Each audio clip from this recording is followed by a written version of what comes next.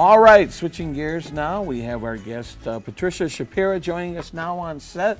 You are the director of Love Inc. Is that your title? I am. I'm the executive director of Love in the Name of Christ of North Oakland County. Yep. Welcome. Thank you. Thanks for first having of me. all, before we get into promoting your big fundraiser, talk about Love Inc. How long has the organization been serving this community? So we have been here since 2007. So we're a national organization that's been around for 45 years, but our affiliate has been here since 2007. So a few years. That's awesome. Yeah, That's great. yeah, we love it. So explain to someone who doesn't know, how does Love Inc. work, and how is the organization, how do they get the area churches involved? Yeah, so our mission is to mobilize local churches to help people in need. And what that looks like on a day-to-day basis is someone will call in and say, hey, I need help with an electricity bill, I can't pay my consumer's payment, I don't have enough food to eat. So what we try to do is we connect them with the resources in the community, have them come in, do an intake with us in person for about an hour to find out how they got into that position and how we can work with them and our local partner churches and our donors to make them more sustainable and get them out of that situation. So how do they qualify? Is there a qualification? Is it just like a determination you make just following the interview? Yeah, there's no qualification necessary, so they just call and we take a look at their budget, find out how they got into that situation, what resources do they have that they can pool with ours along with the churches to help get them out of that situation. And we connect them with organizations like Oxford Orion Fish and Salvation Army and just the different counseling centers in the area, because we try to look at the whole person and not just the problems that they're presenting to us, because folks get into a situation where they need help. It's just a speed bump, and we'd like to show them what resources are out there to help move them out of that situation. Now, did you come about because the organization saw a gap, something that wasn't being fulfilled somewhere between municipalities and churches and other nonprofits? You're like, somebody needs to fill this gap. Is that? Absolutely. Yeah, that's a great question. No one's ever asked me that before, but that's exactly how it was formed. So it was taking, there were needs in the community that were not being fulfilled, and so the partner churches, since they're already, they have large groups of congregants who want to do work, good works in the community, and they have volunteers, so it's mobilizing them to help those people that are struggling. So for example, we would have one church that have a clothes closet or a food pantry or a diaper ministry, or we used to have like a home goods ministry. And so the churches run those ministries, so we work together to help people in the community. Where are we now? Because rents are skyrocketing, groceries are skyrocketing.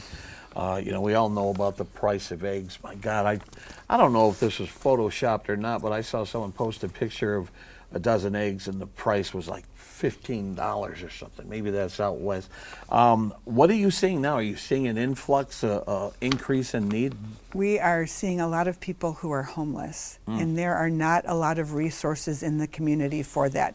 There are different Love Incs. that are part of different, cohorts and groups where we talk about stuff to do with folks that are coming in who are homeless, but there's not a lot of affordable housing in the area. So there were some churches in Pontiac that were supposed to be having shelters over the winter that we were able to send some folks to, but a lot of them were not able to function over the winter. They didn't receive funding. So it's a really big problem. So a lot of times, we'll refer folks to see if they can, stay with family members for a while. That's usually one of the first things that we address with them, because that's a tough one. That's a problem in all of Oakland County, and it's frustrating because there's not a lot out there to help. Do you call family members on their behalf? Is that something you would know?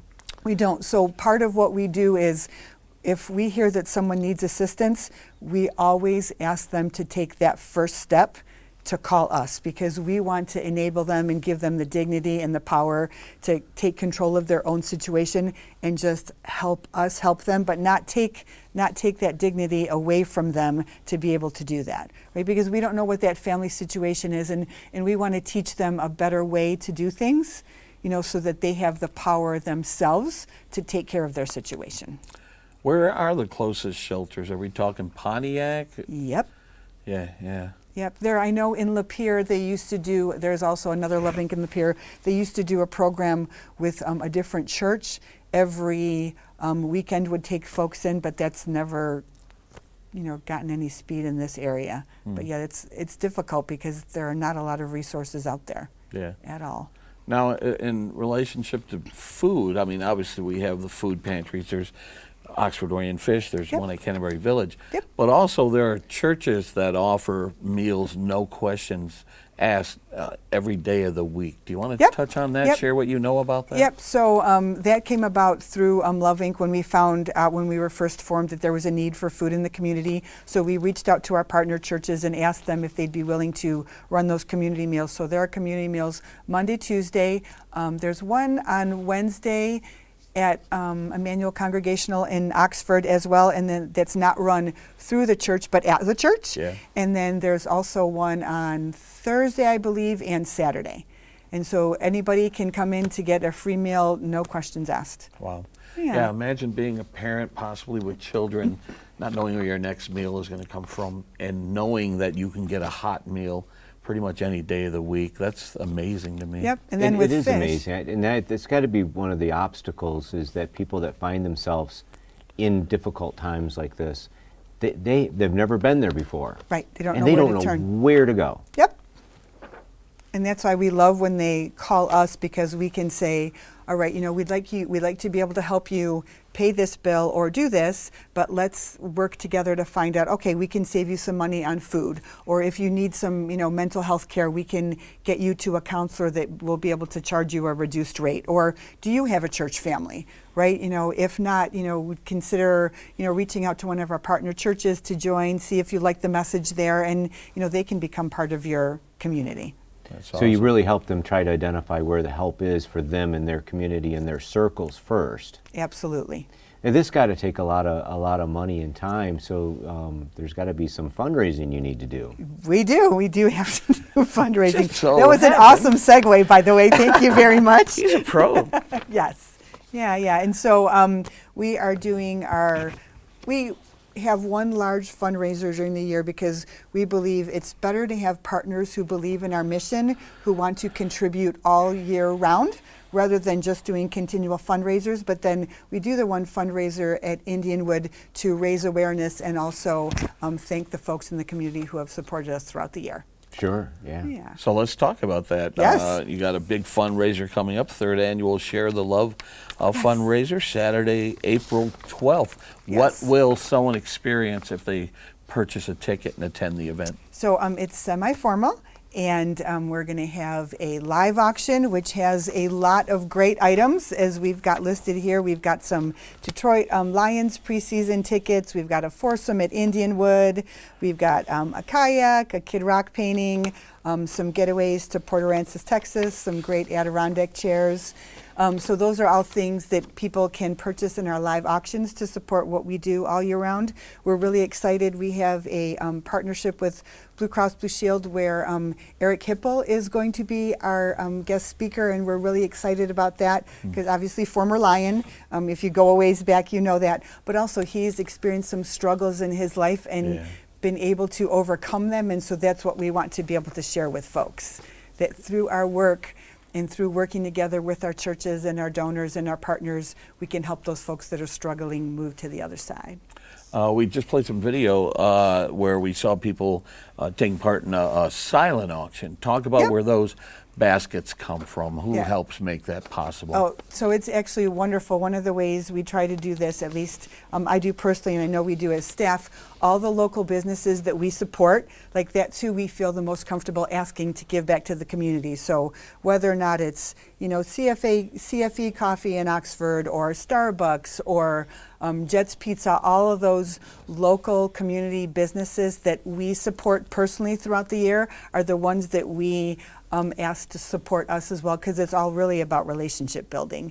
And so we try to do that with our churches, with our donors, with our folks that we support.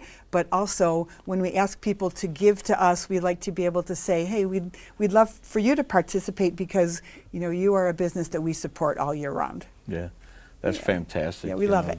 You know, I always use that expression, you know, it takes a village, and this is a perfect example of the community coming together to help make change, make things happen. Absolutely. Yeah. Yeah, yeah. So in what ways the money that's raised at this event, in what ways does it support Love Inc.?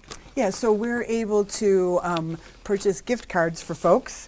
We're really actually able to do, that's really a nice little stopgap for people. So when they come in and we're kind of working along with that process, if we don't have enough funding to pay the entire bill, because we don't normally want to do that, we want to participate with them to make sure that they have some. But, you know, pretty much we're able to offer, you know, gift cards to everybody who comes in. So, you know, whether it be $50 or $100, so part of that money goes towards that, and we're really excited to be able to do that. And also, if we don't have the funding that we need from some of our churches, and we have that car repair that we need to help somebody with, or that DTE bill, or that consumer's energy bill, we can use that money to help offset the bills that those folks have when they come into us. That's fantastic. Yeah. That's great. Is this a sellout event? Do people need to purchase their tickets soon? They need to purchase them ASAP. It is a sellout event every year. Yes. How can they go about doing that? Yeah, Where so can they they find can. tickets? Yep, they can go to our website and find them. They can just scan the code, or they can call the office,